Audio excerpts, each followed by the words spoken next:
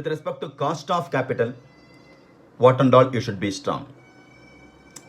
Cost of debt computation, cost of preference shares computation, cost of equity share computation, and the combination of all is called weighted average cost of capital.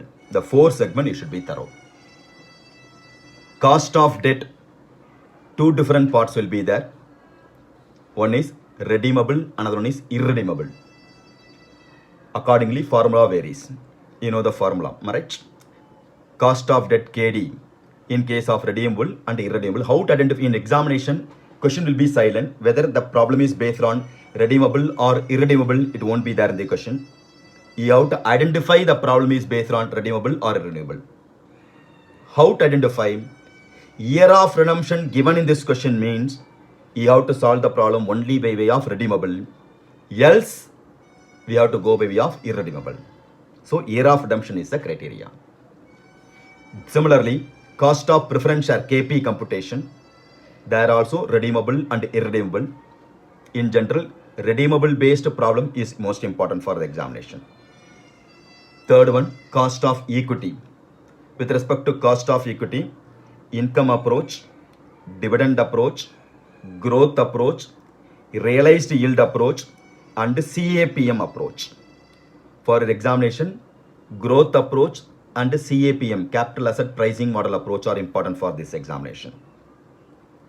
Then combination of all is called one weighted average cost of capital.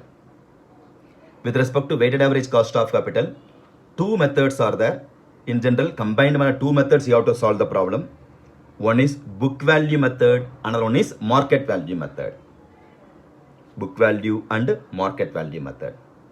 So they'll ask you to compute book value as well as market value. Two different weighted average cost of capital you have to prepare. Then with respect to market value method, the most important part is cost of retained earning is not applicable for market value method. That will form part of cost of equity itself. In case of book value method, KR is equal to KE. Cost of retained earning is equal to cost of equity. Same thing you can take. But, if shareholders' personal tax is given in this question separately, then cost of retained earning KR is equal to KE into 100 minus tax rate, the shareholders' personal tax rate.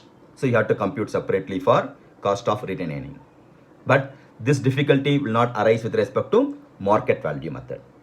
So these are all the things you have to remember. I will repeat: cost of debt, cost of preference shares, cost of equity, and weighted average cost of capital. These are all the things you have to remember with respect to what? Cost of capital. Understood?